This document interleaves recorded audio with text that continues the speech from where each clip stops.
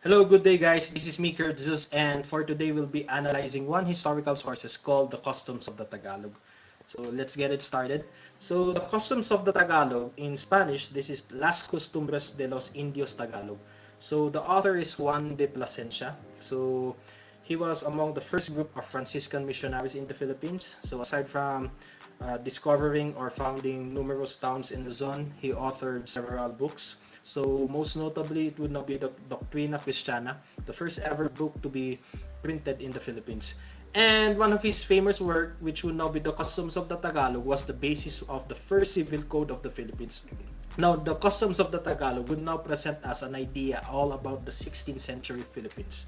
So here are the contents of the source. So actually, the module only selected important contents. So here are the following: the social status in the late 16th century Philippines from 1550s to 1590s, and basically this is applicable to all contents.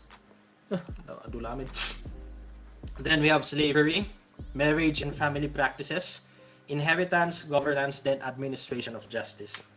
Now, the first content will be in terms of social status. What is good about the customs of the Tagalog? It provides us an image or a picture all about pre-Hispanic Philippines towards the first establishment of the Spanish colony here in the Philippines. Now, Tagalog societies, according to Plasencia, practice a semi-caste system. So, what do we mean about caste system? So, when we talk about caste system, is that once you were born in that specific family, you will now inherit that social status. And there's a possibility that that would now be your social status up to the end of your life. So hindi siya pwedeng palitan. So in Indian societies, if you remember, I will just post an image. In Indian societies, we have this caste system. So yung pinakamataas would now be the Brahmins. So they are the upper echelons of the societies. So they are the priests. We have the Kshatriyas. The Kshatriyas are the warriors. Then we have the Vaishyas, or the merchants and the traders. Then we have the Sudras, the peasants. Then we have the pinakamababa would now be the Dalits, or the untouchables. Sila yung pinakamahirap in terms of the society. So when we talk about caste system, medyo hierarchical siya. Now, dito sa customs of the Tagalog, bakit semi-caste siya? No? Kasi there are possibilities that an individual in a certain caste pwedeng mapalitan. Pwede siyang bumaba, pwede din siya tumaas according to certain procedures. Now, dito sa Pilipinas, as enumerated by Plasencia, there are actually four. We have the Datus, the Maharlikas, the Aliping na mamahay, then the Aliping sa gigilid. So, the Datus are basically the chieftains. They're the leaders of this political system called the barangay, which I'll be mentioning it when it comes to the political system or governance. Then we have the Maharlikas, which are the nobles or the freemen. Kaya may notion, di ba, that Filipinos, may notion yung ating presidente that instead of being called as Filipinos, in order to gain the indigenous term, bakit ipangalan na lang sa atin would now be Maharlikas as our citizen, or rather as our nationality. Actually, may trivia nun eh. I hope I could share this clearly pagdating dito sa video lecture. Naging notion din yan way back nung panahon ni Marcos. Actually, Marcos appointed some individual scholars to understand, to study yung concept ng Maharlika. And this is one very interesting trivia, no? Scholars, probably anthropologists, later conclude na may deeper meaning yung Maharlikas, and quite hindi natin pwedeng ipalit yung term na Maharlika sa term na Filipino. Kasi when we try to look into the term Maharlika, it came from two words, Sanskrit words to be exact, all Sanskrit words, wherein we have Maha and we have Lika. So yung term na Maha basically means, it's an exaggerated term which means strong, but also means huge, big, tall, long, etc. Kaya we have the term mahaba sa Tagalog, di ba? And when you go to India, Maharata basically means the great Raha, di ba? So it means great. So medyo exaggerated siya. Now, Lika is an old Sanskrit word which basically means men. But when we derive the old Sanskrit word, aside from being men, Lika refers to the male reproductive organ. So Lika. Kaya we have the Shiva's Linga. So Shiva's Linga is basically the penis of Shiva. So imagine that, Maha and Lika. Kaya we have the term Liga as well, men, diba? Group of men. So Lika basically means a penis, a male reproductive male. So the great Yun na, or the huge, di ba?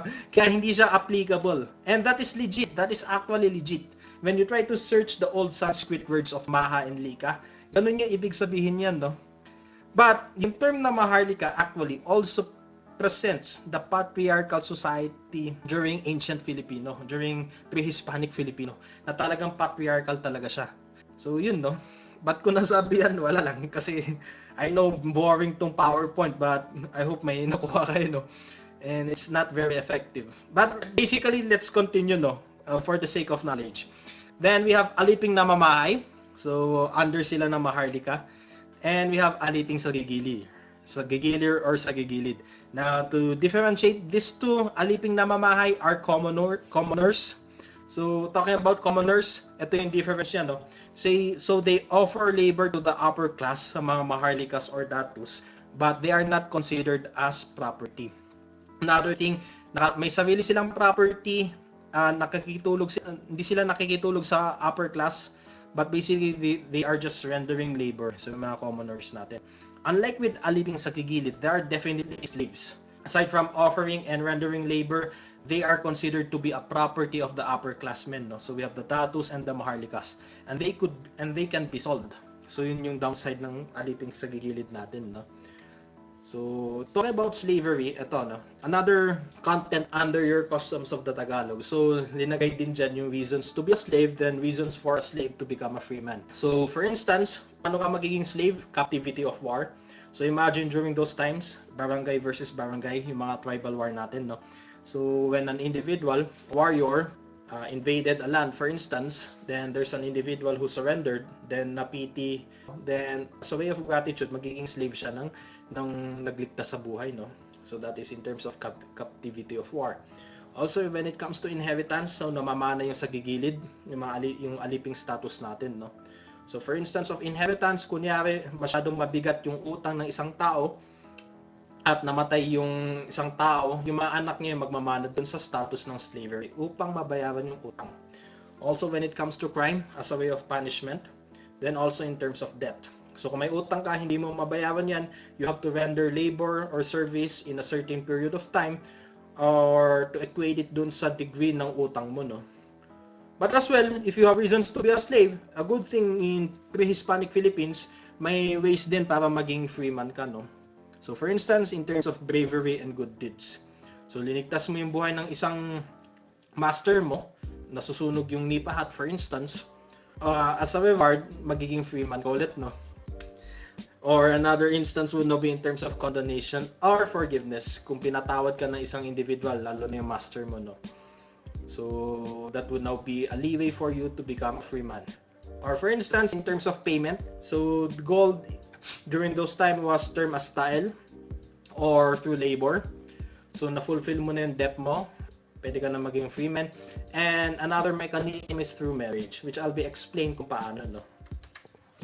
Okay, now going to marriage. So usually, in Philippine society, pre-Hispanic society, males will give dowry to the family of the desired bride. So more likely, kung madami kang babae, yaman ka talaga dito sa Pilipinas. And that was during the pre-Hispanic Philippines. Now, the dowry would be in terms of gold, property, or land. As well, pre-Hispanic Philippines practice divorce. So they have the following grounds. So adultery, abandonment, cruelty, then insanity. Alam nga naman na magtitiis ka sa insane na couple, no? Yan, etc. Now, here's the mechanism going to marriage as a way to be free, no? Or as a way to become a slave.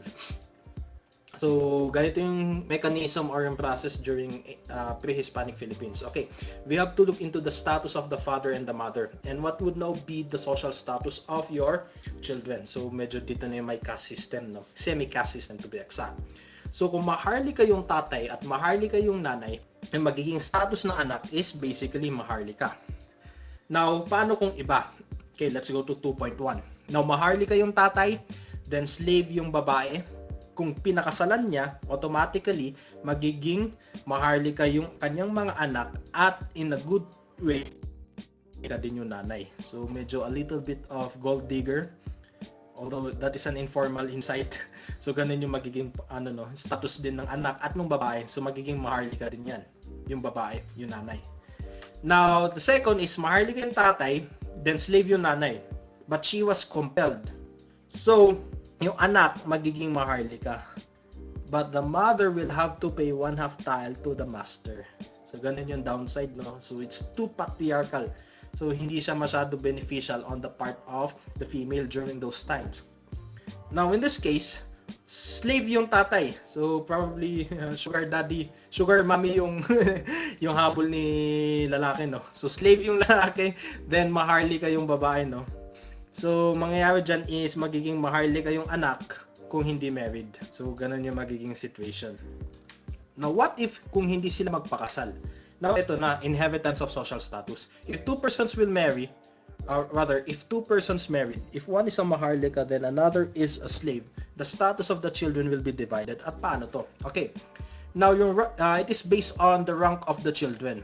Now, kunyari, yung ranking mo is the eldest, the first, or the third, or the fifth, you will now inherit the status of your father. Now, kung even number naman yung ranking mo, kunyari, ikaw yung second sa among the children, fourth, sixth, etc., you will now inherit the mother side. So, kunyari, maharlika yung tatay mo, at hindi sila nagpakasal, at pan first ka, may inherit mo yung status ng iyong tatay, which is maharlika. So, ganun yung inheritance ng social status during pre-Hispanic Philippines. Then another highlight when it comes to the customs is in terms of the governance. So, na-document to ni Juan Plasencia. So, basically, he mentioned about the barangay, which is the political system, which is now the political system existing during those time. So, he estimated around 30 to 100 families. So, slaves are included on that barangay. Now, who leads the barangay? It's basically the datus. Now, one unique feature, political feature of the datus is they have legislative, executive, and judiciary power. So simply, he's the lawmaker, the executor, and the adjudicator, the court. And also may council din siya, parang kabinete dito sa Pilipinas, wherein he has the council of elders. Through their knowledge and experience, they could now help the datu manage the barangay. Now also in the customs of the Tagalog, may mga na-mention na legal systems and how to administer justice. So basically when it comes to courts, so yung court natin, yung nagmamanage ng court natin would now be the datus and the council of elders. So kunyari may dispute settlement, ang magmamanage dyan would now be the datu and the council of elders. Napakalakas din ng authority ng datu. So it's very authoritarian. So we have capital punishment. One mentioned situation is that if you insult the daughter of the datu, kung ininsulto mo yung anak ng datu, lalo na yung babae, death agad yung punishment, no? So capital punishment was rampant, if that is the appropriate term.